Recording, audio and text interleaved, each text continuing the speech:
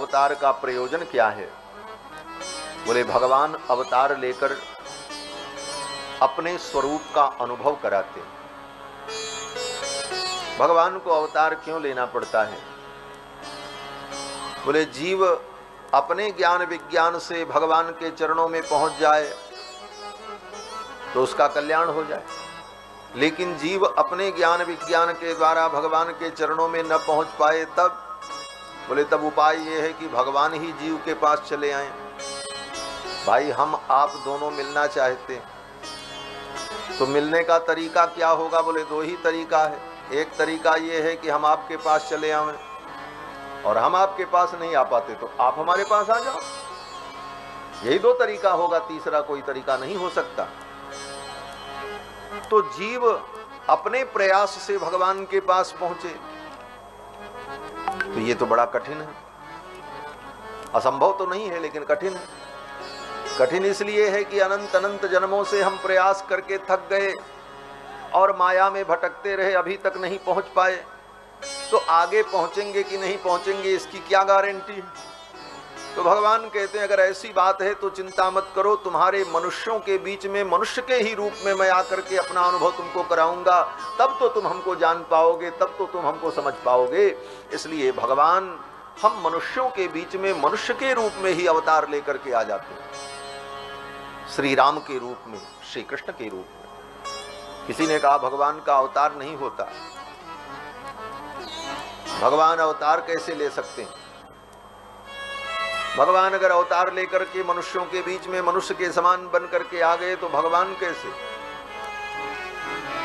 बोले बंधुओं, भगवान की पहले परिभाषा जानो, भगवान होता कौन है? बोले भगवान का सामान्य अर्थ ये होता है जो सब कुछ कर सकता है वो भगवान। बस एक लाइन में, जो सब कुछ कर सके वो भगवान और जो कुछ कर सके वो जीव। तो भगवान का मतलब जो सब कुछ कर सके। जो भगवान अपने भक्तों के लिए अवतार लेकर के आ नहीं सकता, जो भगवान अपने भक्तों के लिए रूप धारण नहीं कर सकता, जो भगवान अपने भक्तों के लिए प्रकट नहीं हो सकता, तो फिर वो भगवान क्या कर सकता है? भाई भगवान तो सब कर सकते हैं, ये भगवान का स्वरूप है। तो जो भगवान सब कुछ कर सकते हैं वो भगवान अगर ये सब न कर सकें तो फिर उनकी भगवत्ता बाधित हो जाए, फिर वो भगवान कहलाने लायक नहीं रहेंगे। ऐसा भगवान किस काम का जो अपने भक्तों के लिए आ न सके, रूप न धारण कर सके, अपने भक्तों की फरियाद को सुन न सके, केवल ऊपर वैकुंठ में ही बैठा रहे और वहीं से सबका शासन करता रहे। ले ऐसा भगवान भक्तों के लिए प्रिय कैसे हो सकता है? हमारे भगवान अपने भक्तों के लिए इस धरती पर आकर के ऐसी ऐसी लीलाएं करते हैं कि उन लीलाओं को सुनकर, उन लीलाओं को गा करके हम अपना मन भगवान में लगा दें। गीता में भगवान अर्जुन से कहते हैं, अर्जुन जन्म कर्म च मे दिव्यम एवं यो वेत्ति तत्त्वतः। हे अर्जुन, मेरा जन्म और मेरा कर्म दिव्य है। यहीं पर अंतर समझना चाहिए। लोग कहते हैं अगर भगवान का भी जन्म हुआ तो भगवान कैसे हो? किसी माता पिता से कैसे पैदा होंगे? फिर वो भगवान कैसे होंगे? तो जन्म तो भगवान का भी होता है लेकिन माता पिता से नहीं होता, ये भी जान लो। अगर किसी के मन में ये भ्रम है तो भ्रम निकाल देना। दुनिया जानती है कि अमुक माता पिता से भगवान प्रकट हुए, पैदा हुए, लेकिन वस्तुतः होता ये है कि भगवान प्रकट होते। अयोध्या में राम जी प्रकट हुए, मां कौशल्या के गर्भ से नहीं पैदा हुए जैसे बच्चा पैदा होता।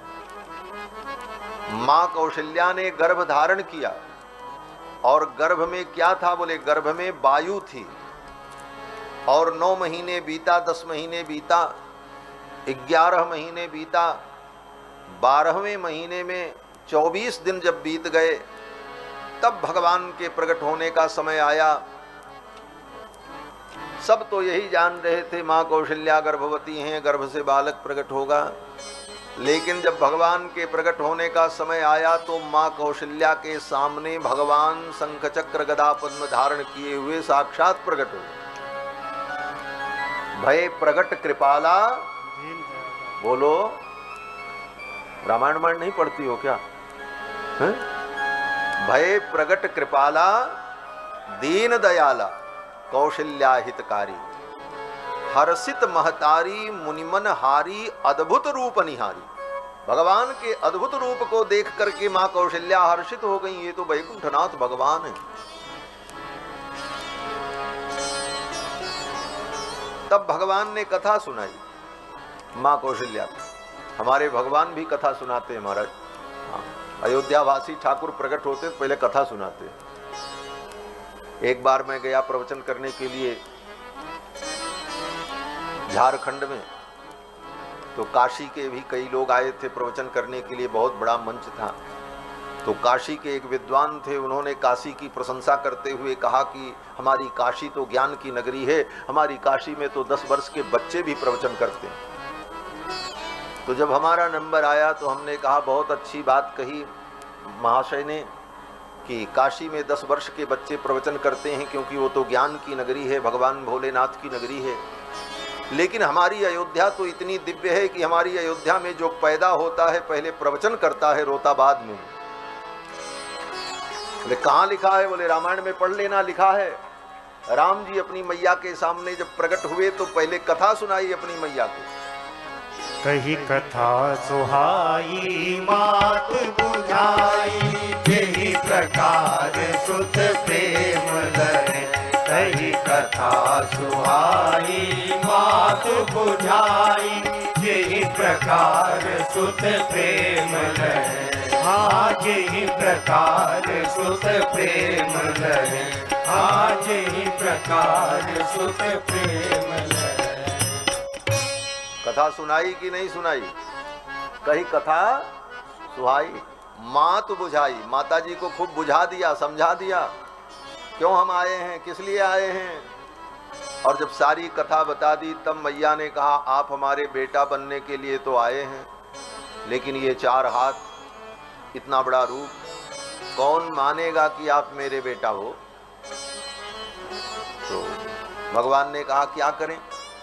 मैया ने कहा ये रूप आप जो है इसको बदल दो और आप छोटे से बालक बन जाओ जैसे बच्चा होता है।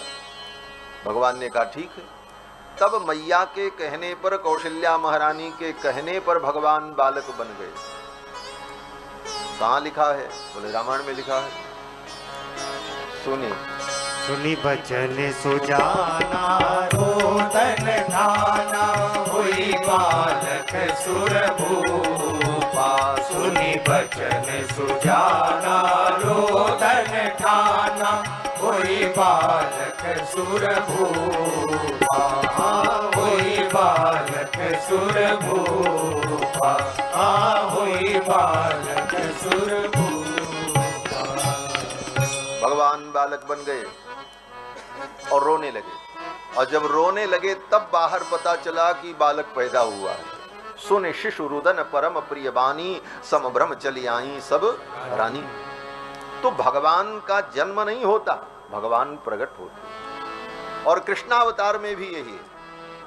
भागवत के 10वें स्कंद में जब भगवान कृष्ण का प्राकट्य होता है तो वेदव्यास जी महाराज भागवत में वर्णन करते हैं कि देवकी और वसुदेव कंस के कारागार में थे, अंधेरी कोठरी, और अचानक रात्रि के 12 बजे देवकी वसुदेव के सामने भगवान चतुर्भुज रूप में प्रकट हो गए, पैदा नहीं हुआ।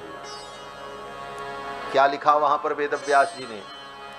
वेदव्यास जी लिखते हैं कि तमद्भुतम बालकमंबुजे क्षणम, चतुर्भुजम शंख गदार्युधायुधम, श्रीवत्सलक्ष्मं गलशोभिकौस्तुभं, पीताम्बरं सान्द्रपयोदसौभगं, महार्ह वैदूर्य किरीटकुण्डलत्विषा परिस्वक्तसहस्रकुन्तलम्, उद्याम काञ्चाङ्गदकङ्कणादिभिर्विरोचमानं वसुदेव ऐक्षत।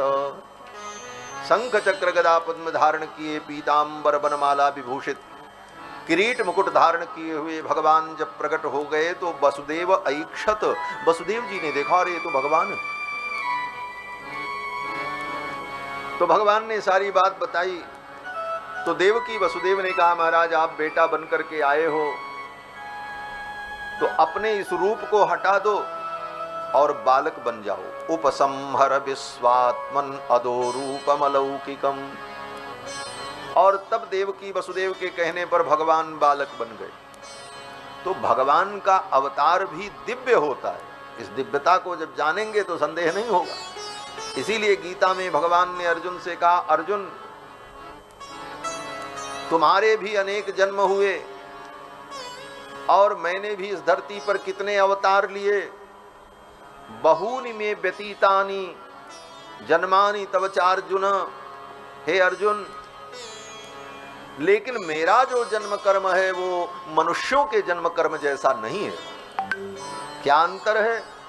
तो भगवान कहते हैं अर्जुन मेरा जन्म कर्म जो है वो दिव्य है और संसार के मनुष्यों का प्राणियों का जन्म कर्म अदिव्य है।